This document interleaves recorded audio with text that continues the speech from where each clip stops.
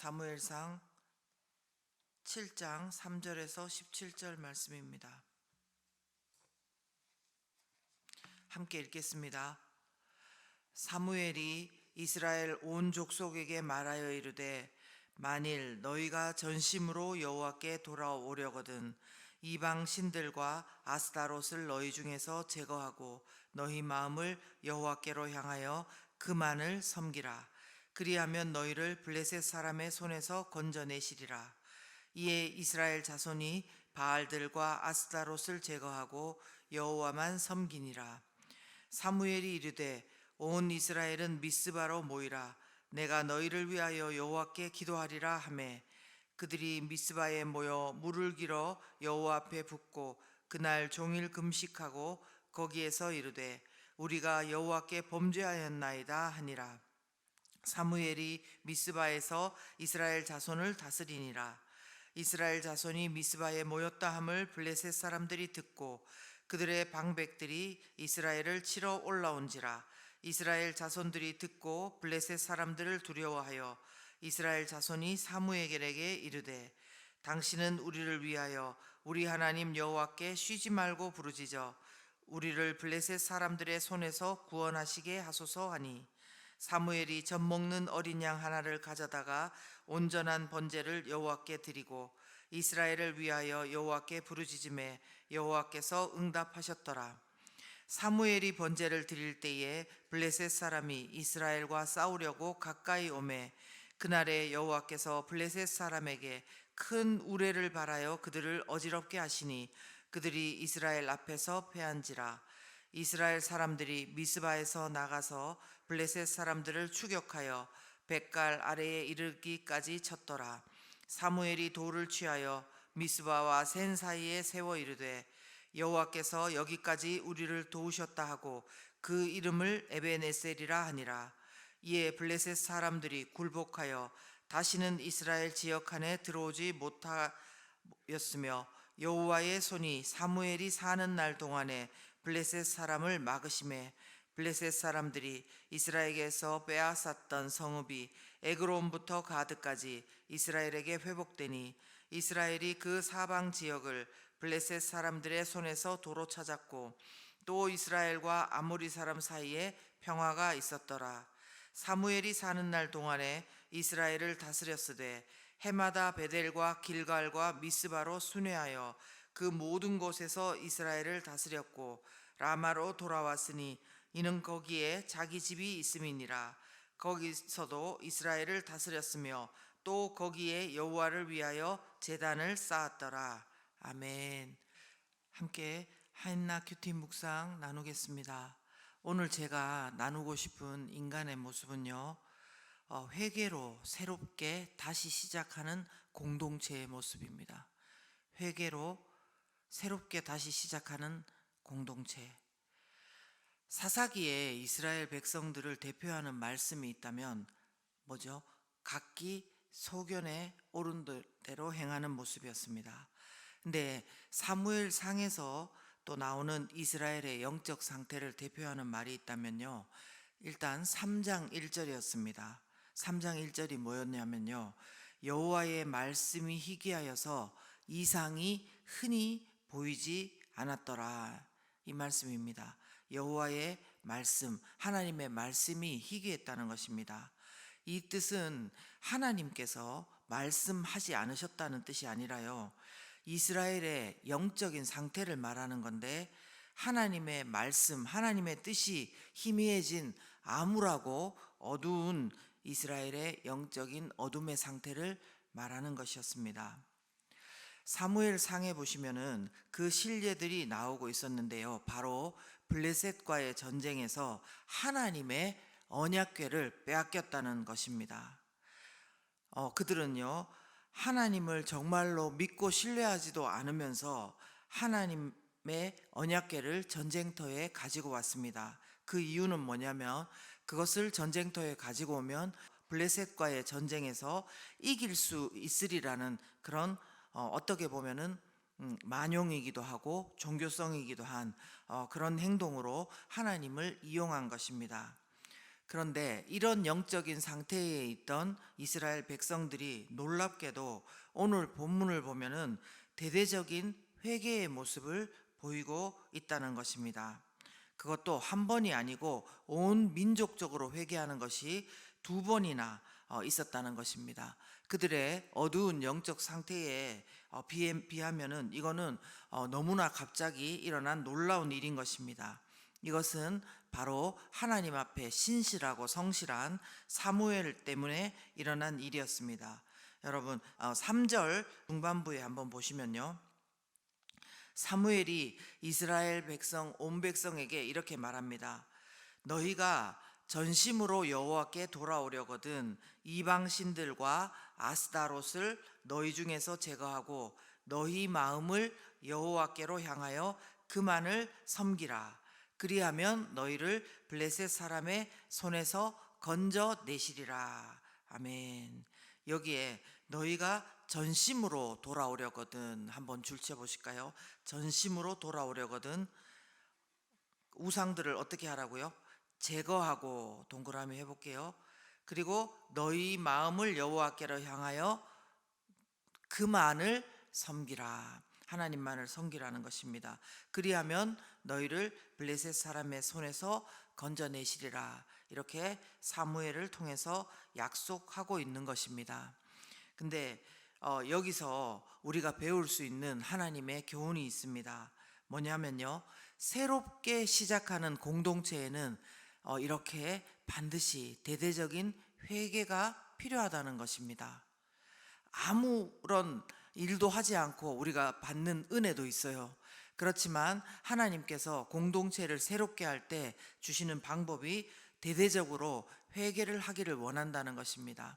엘리 제사장의 시대에서 사무엘 제사장의 시대로 넘어가면서 하나님께서는 엘리 제사장 한 가문, 엘리 제사장 그 한 사람이 변하는 것을 요구하신 게 아니라 온 공동체가 하나님 앞에 완전히 돌아오기를 원하셨습니다. 그것은 지금도 마찬가지입니다. 하나님께서는 전심을 구하시고 우리가 이방신과 아스타롯과도 같은 우상을 제거하고 하나님께로만 돌이키기를 원하십니다. 온 마음으로 하나님을 찾는 것을 원한다는 것입니다. 그런데 우리는 문제나 어려움이 있을 때 전쟁터에 언약궤를 가지고 와서 한번 이겨보려는 이스라엘 백성들처럼 행동할 때가 참 많습니다. 근데 중요한 것은 언약궤를 가지고 오려면 그것도 얼마나 힘든 일이겠습니까? 그런데 그런 애씀과 힘듦이 아니라, 그런 종교성이 아니라 하나님께서는 우리에게 온 마음을 하나님께로 돌이키기를 원하신다는 것입니다. 전심이라고 표현했는데, 전심이라는 표현이 있다면 뭐를 염두에 둔 말씀이겠습니까? 우리에게 반심도 있다는 것입니다. 조그마한 마음을 돌이킬 수도 있지만 하나님께서는 우리 공동체가, 우리 교회가, 우리 나라가 새롭게 되기 위해서 우리에게 사무엘을 통해서 다시 말씀하고 계신 것입니다. 하나님께서는 오늘 우리 구리지구촌 교회에 하나님께서 이 마음을 원하실 줄 믿습니다. 우리 성도님 한 사람 한 사람이 하나님께 전심으로 돌이키고 싶은 마음, 거기서부터 시작되어서 다시 한 번 더 우리 가운데 새롭게 시작하는 공동체로서 하나님께서 약속의 말씀을 주고 계신 것입니다. 또한 오늘 함께 나누고 싶은 하나님의 모습이 있는데요, 12절 말씀을 통해서요, 여기까지 지금까지 도우신 에베네셀의 하나님입니다. 여러분도 줄을 치시면 좋겠습니다. 여기까지 도우신 에벤에셀의 하나님, 많이 우리 찬양도 하고 아는 이름이죠. 하나님께서 여기까지 도우셨다, 이 말은요, 결국 삶에서 하나님을 경험했다는 말이고, 때마다 일마다 하나님의 도우심을 경험한 사람들이 할 수 있는 말입니다.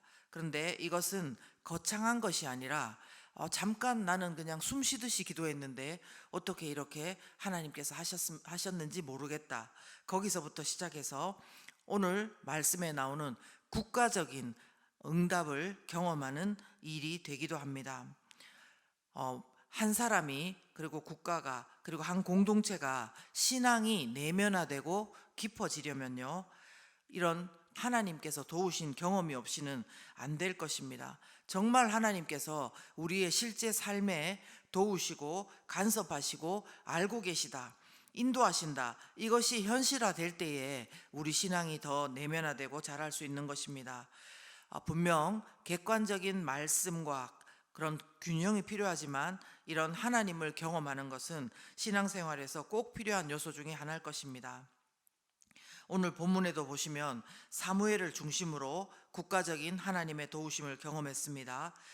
첫 번째 하나님 앞에 회개를 하고 또 미스바에 모여서 회개를 하고 있는 이스라엘 백성들을 치고자 블레셋이 올라왔습니다. 그런데 10절에서 11절 말씀을 보시면 이스라엘 백성들이 두려워해서 기도를 했을 때 블레셋에게 하나님께서 큰 우레를 바라셔서 그들을 어지럽게 하셔가지고 블레셋을 물리치셨습니다. 온 백성을 도우신 하나님을 경험한 것입니다. 그러기에 12절에 보면은 그 지역의 돌을 취해서 그들이 하나님의 도우심을 기념하고 있는 것입니다. 12절 제가 다시 한번 읽어보겠습니다. 사무엘이 돌을 취하여 미스바와 센 사이에 세워 이르되 여호와께서 여기까지 우리를 도우셨다 하고 그 이름을 에벤에셀이라 하니라. 아멘. 여러분, 혹시 여러분 가운데도 오늘 이런 고백이 있을 수 있을까요? 잠시 멈춰서 한번 생각해 보시기 바랍니다. 참 돌아보면 오늘 우리 찬송했던 것처럼 우여곡절이 많았지만 그럼에도 불구하고 지금까지 돌아보니까 맞다, 하나님께서 정말 나를 도우셨다, 하나님께서 정말 우리 가정을 도우셨다, 그리고 하나님께서 우리 교회를 여기까지 도우셨다, 이런 고백을 하실 수 있으시겠습니까? 그렇다면 할렐루야 하면서 오늘 주님을 더욱더 찬양하시기를 원합니다. 사무엘과 이스라엘 백성처럼 돌로 기념비는 못 세운다고 하더라도 오늘 구체적으로 하나님께서 우리에게 이러이러하게 도우셨다고 찬양과 감사의 고백을 우리가 올려드렸으면 좋겠습니다. 여러분의 상황이 어려우면 어려울수록 이 고백이 더욱더 하나님 안에서 귀하게 빛날 줄 믿습니다. 그러나 오늘 말씀의 이러한 도전에도 불구하고 안타깝게도 나는 이런 것을 아직 한 번도 경험하지 못했다, 그럴 수가 있습니다. 그리고 또 예전에 내가 하나님을 기대했었는데 크게 나는 실망했다, 이렇게 여기시는 분들이 분명히 계실 것입니다. 그렇지만 다시 말씀드리고 싶은 것은 믿음으로 다시 일어서기를 기대합니다. 왜냐하면 오늘 이 말씀이 주어졌다는 것은 그 전에 감사했던 것을 돌아보라는 말씀이기도 하지만 오늘 내가 너에게, 이제 내가 너에게 이것을 경험하게 하겠다는 하나님의 약속이기도 한 것입니다. 이 에베네셀의 하나님은 우리가 무조건 애쓴다고 경험할 수 있는 것은 아닙니다. 하나님께서 도우셔야 되고 하나님께서 우리를 붙드셔야 되는 것입니다. 그래서 이 아침에 나도, 우리 교회도, 우리 가정도, 우리 누구누구도 이것을 경험하게 해달라고, 도우시는, 여기까지 도우시는 하나님을, 지금까지 도우시는 하나님을, 에베네셀의 하나님을 경험하게 해달라고 이 시간 기도하고 믿음으로 바라볼 수 있는 우리 모두가 되기를 예수님 이름으로 축원합니다. 우리 함께 이 시간 기도하겠습니다. 하나님, 그렇습니다. 우리가 이제 새로운 시대를, 새로운 또 우리 교회의 여러 가지 환경들을 또 놓고 기도하고 있습니다. 그럴 때 하나님께서 오늘 말씀을 통해서 전심으로 우리가 하나님께 돌이키기를 원하십니다. 이러한 모든 시간들 가운데 하나님께서 도우시고 역사하고 계시다는 것을 말씀하고 계십니다. 그러기에 이 시간 우리가 하나님 앞에 간절히 구했으면 좋겠습니다. 하나님, 우리 교회 가운데, 그리고 우리 가정 가운데, 우리 개인 가운데 하나님 앞에 전심으로 회개하고 돌이킬 수 있도록 도와주시고, 여기까지 도우신 하나님 찬양하며 앞으로도 도우실 하나님을 기대한다고 기도하는 이 시간 되었으면 좋겠습니다. 함께 기도하겠습니다.